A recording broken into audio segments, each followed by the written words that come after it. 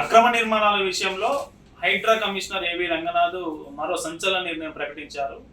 అయితే చెరువులు, కుంటల్లో ఎఫ్టీఎల్ బఫర్ జోన్లో ఇప్పటికే నిర్మాణం జరిగిన పేదల ఇళ్లను కూల్చివేయబోమని, ఇకపై ఎఫ్టీఎల్ బఫర్ జోన్లో జరిగే కొత్త నిర్మాణాలు మాత్రమే నేలమట్టం చేస్తామని ఏవి రంగనాథ్ కొద్దిసేపటి క్రితం ఒక ప్రకటన విడుదల చేశారు.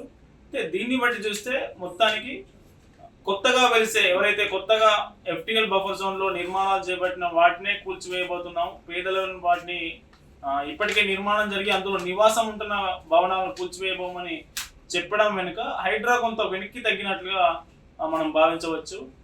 అయితే మొదటి నుంచి మనకు బోయిన్ చెరువు ఆక్రమించిన పేదలకు ఎప్పుడైతే నోటీసులు సర్వ్ అయిందో దీనిపై అటు రాజకీయ వర్గాలు, అటు బీజేపీ కావచ్చు, బీఆర్ఎస్ కావచ్చు, రెండు రాజకీయ వర్గాల నుంచి కొంత వ్యతిరేకత ఎదురైంది. పేదల జోలికి వస్తే మేము ఊరుకునేది లేదనేది ప్రతిపక్ష పార్టీల నాయకులు కామెంట్ చేశారు. ఈ కామెంట్ ఇట్లా ఉంటే నెక్స్ట్ ఇయర్ వచ్చే ఏడాది జిహెచ్ఎంసీ ఎన్నికలు రాబోతుండటం, ఇప్పుడు ఈ హైడ్రా పేదల ఇళ్ల కూల్చివేత అనేది ప్రతిపక్షాలకు అస్త్రంగా మారే అవకాశం ఉందనే నేపథ్యంలో ఇప్పుడు రాష్ట్ర ప్రభుత్వం కొంత వెనక్కి తగ్గినట్లుగా మనం భావించవచ్చు.